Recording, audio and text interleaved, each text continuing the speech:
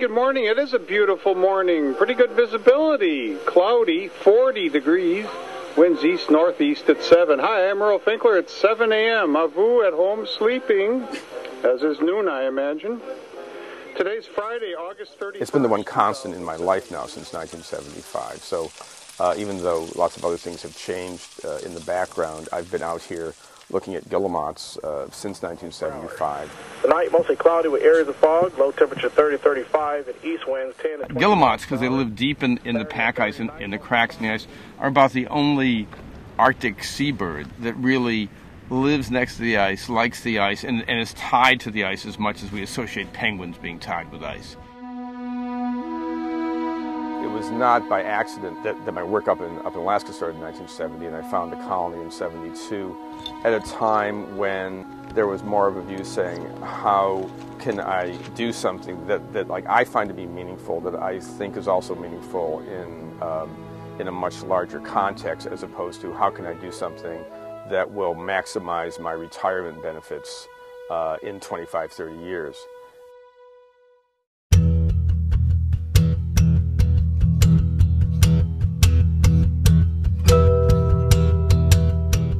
It's strange in lots of ways. I mean, it's strange to do a 30-year study. It's stranger still to have picked a spot like this. There's an image that shows where the temperature has warmed the most globally in the past 25 years, and this area has had the greatest rate of increase from 75, when I started the study, up to 2002. If you look at the rate of temperature increase, this happens to be the spot.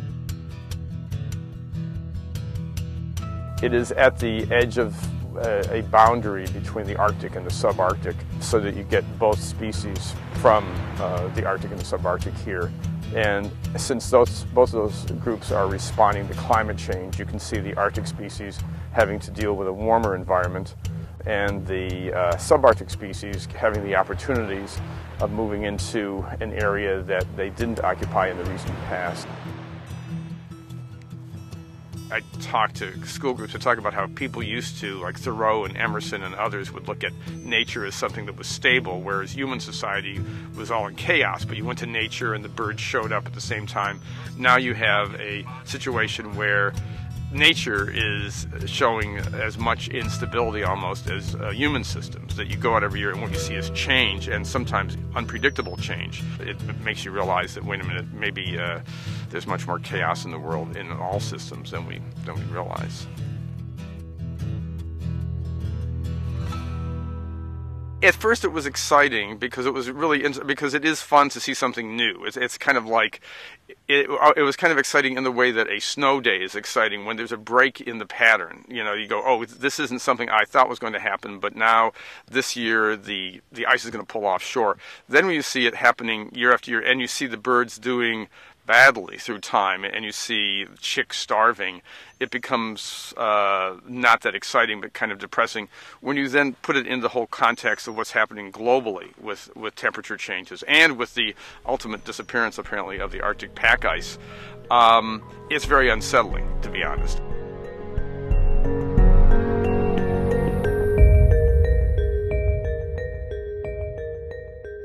I've had a number of situations where I'm looking at the images of how they think the pack ice is going to retreat over the next 40 years, and it still sends chills up my spine, because I think this is something that is going to change a great deal on Earth, and much more than certainly than this one population of birds. It makes me feel that there is something going on that is so big that this is just a minor part of it, and that it's going to continue, and ultimately future generations are going to have to deal with it in some way.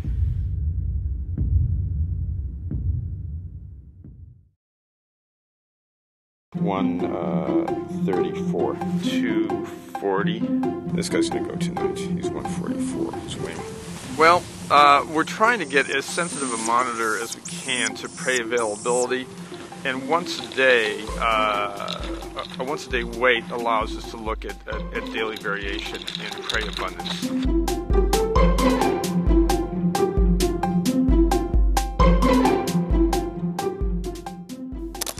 One of the birds out here has one of the few Arctic cod we've seen in the past few days. We are now in a situation where the pack ice retreat is so early and so extensive, and this certainly happened this year in 2007, that the guillemots have to turn to a completely subarctic food source. But the guillemot's favorite prey species is Arctic cod, and having to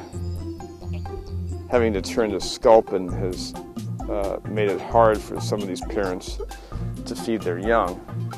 This food situation, yeah, it's really getting kind of bleak, and for those chicks that are too young to even think about leaving the nest, it's really upsetting to see them at less than 200 grams and a wing of less than 115 or so, and they are totally dependent on what food is brought in that nest site entrance, and if nothing's coming in, they just have to basically sit there and wait it out.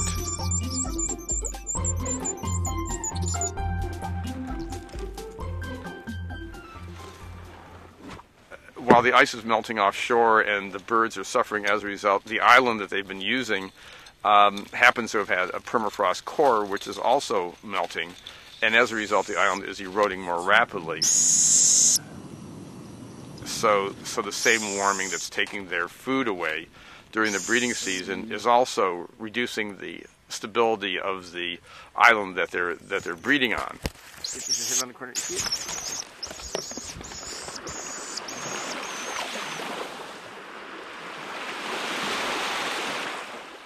We're also in a situation where the retreat of the pack ice has allowed horned puffins to move up and breed on a regular basis, on an annual basis, and breed successfully in an area where they did not in the past, and they are competing with guillemots for nest sites. This is a horned puffin chick, about maybe 2 weeks old now. Looking at 30 more days in the nest. You can tell he's nowhere close to getting ready to fly.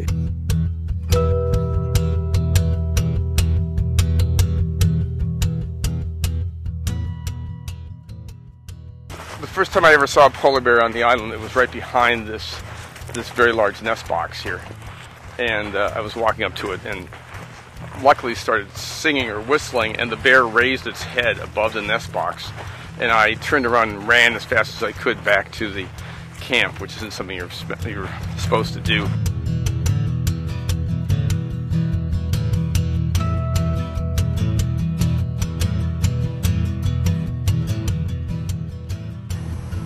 But he's clearly he's going down the beach line looking for anything he can eat, which is, I mean, it's depressing because there's nothing out here.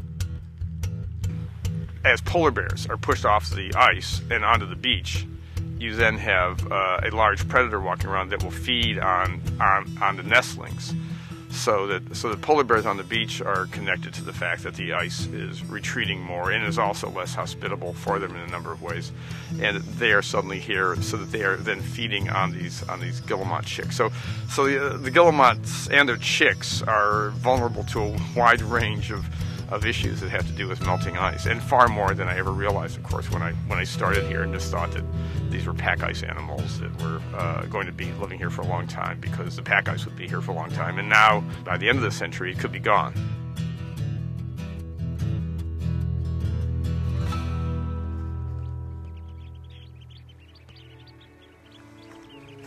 If I was in Seattle in June, July, August, it would just drive me nuts to be thinking, gee, what's going on with the colony and with specific birds and with specific nest sites.